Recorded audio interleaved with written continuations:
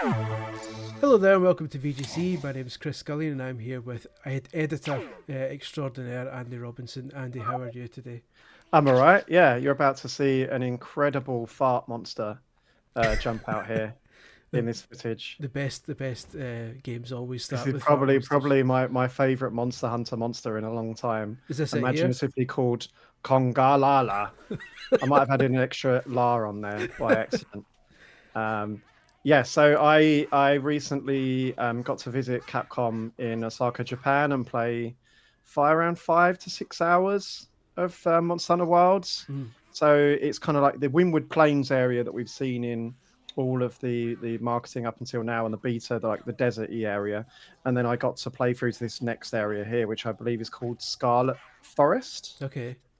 Ah. So lots of monster fighting, lots of harvesting bushes, So and all talk that good Monster Hunter stuff. so talk me through this fart monster. Then is the farting an attack? There's nothing to talk through, to be honest, because in a minute he's just going to kick into He's gear. going to let rip, and then we'll And see.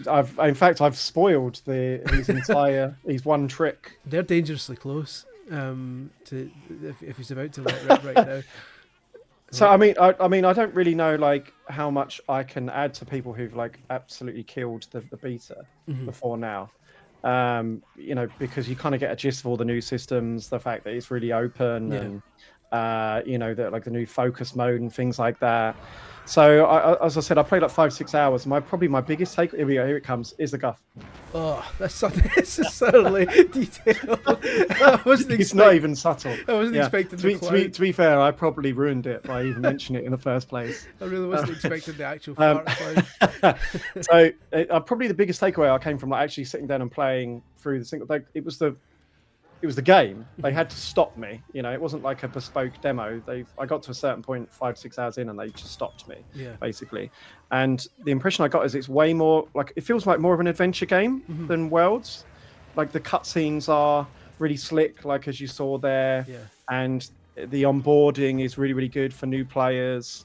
And it just feels. I mean, I didn't. This I'm playing with. You've seen there. I've just called the AI, the NPCs, to come and help me. So I was playing a single player, but it just felt a lot more slick and as you'd expect from a Capcom game, right? I got to speak to the development team, and they said that they basically took their time with Wilds to really analyze the data, the player data from Worlds, and work out why it was so popular. Because obviously, I mean, Monster Hunter's existed for 20 years, but it took until Worlds for it to really explode globally. I mean, it's by far Capcom's best-selling game ever. It's nearly 30 million copies if you include the standalone Iceborne expansion. Yeah. So they've taken their time to kind of analyze that, and I think that it's a lot of subtle changes. Really, it's just really good. Yeah. Like, I mean, I know that's not cutting insight, but if you loved Worlds, then you're going to love Wilds. What's the thing? And like, for those who don't know, I played a bit of it at Gamescom a couple of months ago. And even looking at this footage now, it's improved even since then, because in my preview I wrote that it was really fun to play, but it was rough as hell at that point. And in just a few months, like it looks to have cleaned up all the kind of. It was performing pretty rough when I was playing it, and bits were buggy all over the place. It looked Yeah, so much I more heard fun. that, and so obviously I was looking out for that, and I don't think I'm the best person to be, kind of, because I've reviewed games and said, "Oh, it runs great," and then people say it runs off. So, we're not Digital Foundry over No, here, no. but they did make a point of saying that. I mean, obviously, even compared to the open beta had bugs in it, Yeah. like quite significant bugs, and it was a much older build, as you'd expect. I mean, they would have had to have finished that build a long time ago to be getting it through cert and all the rest of it. To be on the PlayStation Store, etc. Yeah. So they did make a point that there was an issue with like the monsters moving really quickly. I think they said to me, the director said, which was a bug that they specifically fixed. Kind of processing how the monsters decide where to go next and what to do, had been really improved. I mean, I definitely didn't see any performance issues, and I was really looking for it because of what everyone else said at the other preview stage. But so this footage here is, I mean, obviously you've got to keep in mind that it's it's been through editing software, etc. But this is the graphics mode, I believe, Right. which they said runs at 4K and prioritizes 30 frames, but it might go higher in certain scenes. Okay. And then there's a performance mode on top of this, which I didn't get to see, which they say will target 60. But I didn't see any issues. No. So is this running on like a stock? Oh, this is base PS5. Yeah, Okay. this is a base PS5. So if you got a Pro or a PC, then presumably you could expect a upgrade on this. Yeah. And this is the Alpha Doshaguma who I'm fighting here. So in this, one of the big things is like, well, as the name suggests, is that they have lent more into wildlife. Mm-hmm. So this is like a alpha version of this monster, and you have to it'll be in a herd. Oh yeah. And you have to separate it from the herd, because otherwise all of these mates are going to dogpile you, basically. Yeah, literally, because it's a dog. I remembered something like that in the demo I played, where it was something similar where I think I had to use dung to kind of to Yes, that's right. Yeah. to draw the other ones away to leave the kind of the head guy open. So the theme of the game as well is the two sides of nature they kept talking to. So this might be an utter lie, but I'm going to say it anyway. But certainly as soon as you say it, it's true. the area from the beta, the Windward Plains, it has like two kind of states, right, or multiple states, shall we say. So there's obviously this one here where there's a big lightning storm going on, and the monsters will react and change based on what state is at. Like the different monsters will come out, or they might go into hiding, and there's like I don't want to call it a season or a state of plenty. Right. So where there's lots of food and the sun's out, and there'll be herds of monsters because obviously everyone is making hay while the sun shines, quite literally. And then there'll be another state where there's less food around, and then everything will look a little bit grim, and there'll be fewer monsters. And the idea is that what monsters you can hunt and find will depend on not just the state or season that the environment is in, but also like the time of day and stuff like that. Yeah. It looks, I mean, even just looking at it now, the difference from what I played is like chalk and cheese. It looks so much better. The thing, that's interesting to know. Yeah, the thing that I think will be pretty major in this one is, what was it called? The focus. Yes, that's what I was going to talk about. I mean, you can see me just abusing it quite a lot in this footage because I just found it really satisfying. I'm using the longsword here, right, which is the big katana type thing, and it's just really, really fun. I mean, because obviously these monsters are tanks, right? Yeah. And it can, in the previous games, it could be, especially in single player, just be a battle of attrition, right? Mm-hmm. You're just whacking them, and I think they highlighted this about why they think Wilds was one of the things that made Wilds successful. One of the tweaks is adding damage numbers, like just so there'll be more of an indication on, oh yes, you are actually, you're doing damage to this monster. Yeah. And the Monster Hunter game's always been about kind of reading the how the monsters react, and whether your strategy is correct and what have you. So the focus mode, you hold one of the triggers, I think it's L1 or L2, and it brings that little target up on screen, and so it allows you to much more easily target specific parts of the monster. But also when you go into that mode, it highlights which kind of limbs and stuff are injured, so you can then actually specifically target the weak areas and break them, so to speak, and it does like much bigger damage. Yeah, attack their weak points for massive damage. For massive damage, indeed. It's cool. It's I like that it's kind of visually clear as well, because often those weak points just start glowing red. Yes. Like proper old school boss battle stuff, and you go, okay, I know what I'm doing now. Because I remember back when I worked in Official Nintendo magazine, and we were dealing with stuff like Monster Hunter Tri on the Wii. And I could never really get into it for that reason. Was that? Yeah, I think that's one of the things that they weren't good at. Yeah, when you were attacking the monsters, I was like, I don't know if I'm doing anything here. And at the time, you had the Monster Hunter diehards who were saying, well, that's half the fun is trying to figure out whether you're doing it or not. And I'm like, well, I liked when they added the numbers, because then it's pretty clear if you're actually putting a scratch on them and how devastating your attacks actually are, or if they're just doing absolutely nothing. So I'll tell you what's ruined for me as well. What's that? Like watching this footage is that they took us into, when we were at Capcom, they took us to one of their motion capture studios, and we got to, it's tracked in real time. Mm-hmm. So I'm going to do a separate video for this for our Patreon, our VGC Patreon. So if you're a member of that, you can see it yourself. But the motion capture guys will be tracked in real time on screen. So one of them is like the hunter, and the other one is like a monster. So all of these guys it's just a bloke in a suit and rah! Farting on people. Yeah, it literally is like rah, and he does all the noises, and I don't know how much of it is actually necessary, but he was putting massive effort into really playing up the monster and getting into character. Proper Andy Serkis stuff. Yeah, well, yeah. So I can't unsee it now. Like this little critter here, the spider monster, which I believe is called Labarina. I can't unsee this man almost certainly scurrying around. They also showed us which was quite cool. We got to see the Foley, their Foley kind of I don't know, studio, I guess you call it that. Like, so where they make all the sound effects for the game, and they really take that seriously.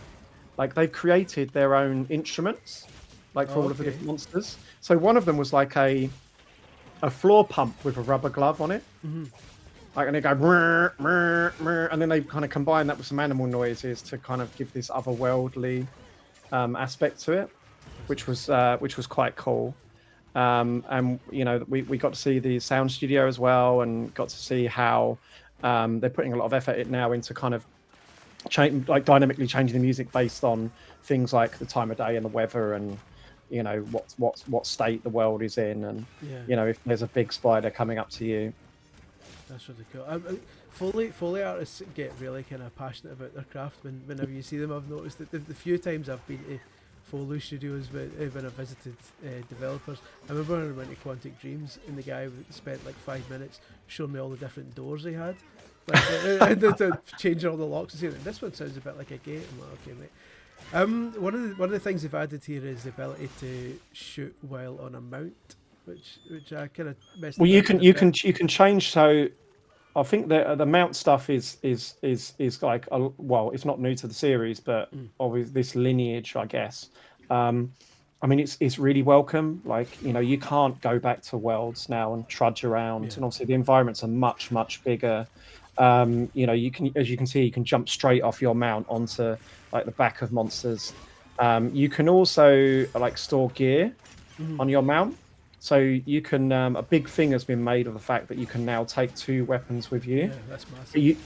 I mean, that's going to be a hardcore late game thing, to be honest, because you do literally have to get on your mount and then change to the other one. Yeah. So I guess you can have like different loadouts for specific monsters, and like you can see how we've missed there, but how they all like fight each other as well, like in the environment. And they just they've made a big effort into trying to make it a believable, seamless world. That's another point as well that you would have seen in beta, like your base camp is now part of the world as well.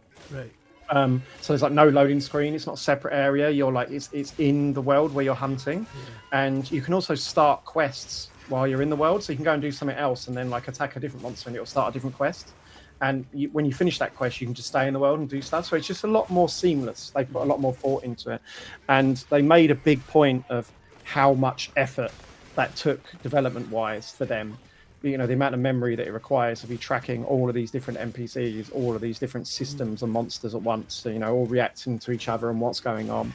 That's one of the things that people kind of often take for granted. They don't realise that that's one of the benefits that next gen can bring to the series as well. It's not always necessarily about great graphics and stuff like that. But being able to store more stuff like that would otherwise have reduced the game to a crawl. We all remember what happened to like Elder Scrolls games back in the day. That was kind of my concern, to be honest, when I heard from the initial previews that obviously it wasn't running great, especially coming off of Dragon's Dogma, which is another like system heavy game, probably more so than this maybe, with the stuff that it does track persistently. That was my concern, that it maybe be like a CPU bound thing, and I don't know how much they actually could improve it, but I didn't have any particular performance concerns playing this. Yeah, it looks the part. I can remember when I played the Gamescom demo, the thing about storing 2 weapons was a literal game changer for me, because there was a point where we were all teaming up fighting one of the monsters, and at the start the kind of stronger guys would get stuck in, and I would be kind of riding around on my mount, firing a ranged weapon from a distance. Yeah, weaken you it can down. basically play it like a shooter. Yeah, and then as it gets weaker, then you can hop off, grab your sword, and get stuck in as it's weak, which I thought is a really it opens up like infinite more strategies. You can see here, this is what the game's like when you decide to just ignore your mount. Just run forever. Yeah, and just run forever. They talked a little bit about the late game as well. Like we got to ask the development team about that, and they kind of said basically, if you're a big fan of the late game in the previous titles, then there'll be a lot of this in here, like customizing your loadout and stuff to hunt specific monsters. But they said one of the unique aspects in this game will be the environmental change system. Kind of I mentioned before, like the states and what monsters are going to appear, and the kind of synergistic relationship between the monsters you're hunting and the environment. So, I mean, they say that more details are going to come on that, but it sounds compelling. Yeah, I'm also looking forward to, as much as I like seeing this, and as much as I think the base game itself will be great. Capcom always has that habit of introducing weird stuff later. Yes. When you look at them, the Rise on the Switch, just over time they said, okay, well now you can dress up as Tails, and here's a Mega Man costume for your cat. Yeah. No, so I'm also really looking forward to seeing what the character creator's really good as well. Like there's going to be some bonkers characters running around in this. How many? Can you remember how many players it is up like online? Is it 4 still, or is it more? Oh yeah, it is. I'm sure there's details. These details of this are you've caught me off guard. Sorry, there because I know. we only played single player. But the details of this are already out there. I'm sure there was like 16 player lobbies they were talking about. That's I don't know if that's in game at the same time. or maybe I mean, we didn't get team to up. see any of the multiplayer, unfortunately. Yeah. Because otherwise you would have seen more skillful gameplay. But it's definitely a step up, yes. Yeah, I do like that I'm always like, I don't really like playing with people, so I'm glad that it seems to at least be still perfectly playable solo. So this is as far as we got in the forest environment. This is called Ufduna, which I have pronounced almost certainly wrong. Flawlessly. And it just beats us up, basically. So I was But I liked how like you can see it uses the water like to like smash waves at you and stuff. I don't know if I'm imagining that. No, but, yeah, that's what it looked like. And also I couldn't really work out the states of the forest area. Right. But it did seem like there'd be times where like this, like it's just flooding with water. And then other times where there's like not really much water. But presumably if it is using the waves to attack you, then when the state has less water, you would imagine it's weaker. I like to call this state damp. Damp state. Not since Wave Race have we seen water physics. This much dampness. It's as far as damp goes, it's up. But this fight kind of shows off the scale of the environment as well, because in a minute we'll kind of chase it up the side of a cliff face on our mounts. That's awesome. While I'm just doing no damage to it whatsoever. Just watching it. It's just like smashing me away. Yeah. It does look superb though. I mean, I always like that when you weaken it and it legs it. You've got to like conveniently just run into It's different. a fine line though, isn't it? It's a fine line. I think it's not so. It's less tedious in this because you do have the mount. Yeah.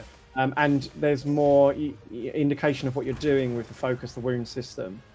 But yeah, that did get tedious for me in World. Like, oh, I'm running again, and then you're trotting off, and then you don't know which way you're going. Like here, where I'm going the completely wrong way, and I'm going to clock on. Is it through? No. Back you come. Yeah, back you come. Found a cave with some herbs in it. This is a cool moment actually. So you do get to see the scale of the world, but obviously you can see like the fireflies.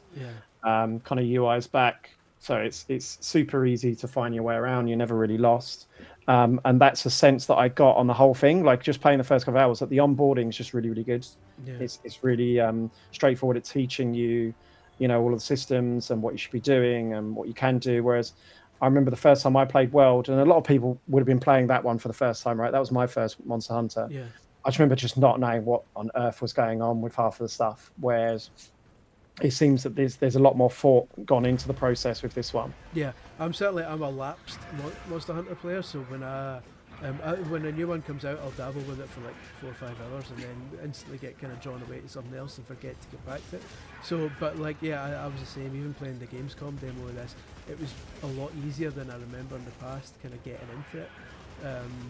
Something with this much going on can quite easily be intimidating, but they've presented it to the player in a way that's actually quite accessible despite everything going on.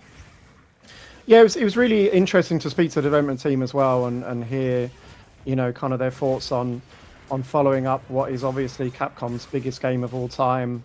And, you know, you can tell that they're very much aware and, you know, that there is a sense of pressure there. But at the same time, I imagine they're not really feeling it now because I think they already broke the concurrent Steam record just with the beta of Wilds. I mean, this game is going to be humongous. It really is. Yeah, without a doubt. But yeah, it looks tremendous. Look at it. Yeah. But yeah, so that is Monster Hunter Wilds. I believe our video is wrapping up soon. You said there's going to be extra stuff on Patreon, like behind the scenes. Yes, I'm going to put a bit of footage of the behind the scenes stuff at Capcom that I was allowed to film, which is basically some men in suits pretending to be monsters. So who wouldn't pay money and sign up to see that? Well, I might even pay for it, and I'm part of the Patreon. I will charge you. Oh well, let's speak offline. Off air. For anyone who isn't subscribed to Patreon yet, you can find us at patreon.com/videogameschronicle, where we've got loads of extra footage and such on a variety of games. And yeah, this looks fantastic. If you're a fan of the written word, like we both are, and like more people should be, if you head to videogameschronicle.com, you can find an enormous feature on Monster Hunter Wilds in more detail, and just Capcom's general strategy is how they're getting the series to the West and building its popularity globally instead of, like Andy says, when it was a Japan phenomenon. But, before they put the damage numbers on. Yeah, the pre-number days. But thank you very much for watching, and we'll catch you later.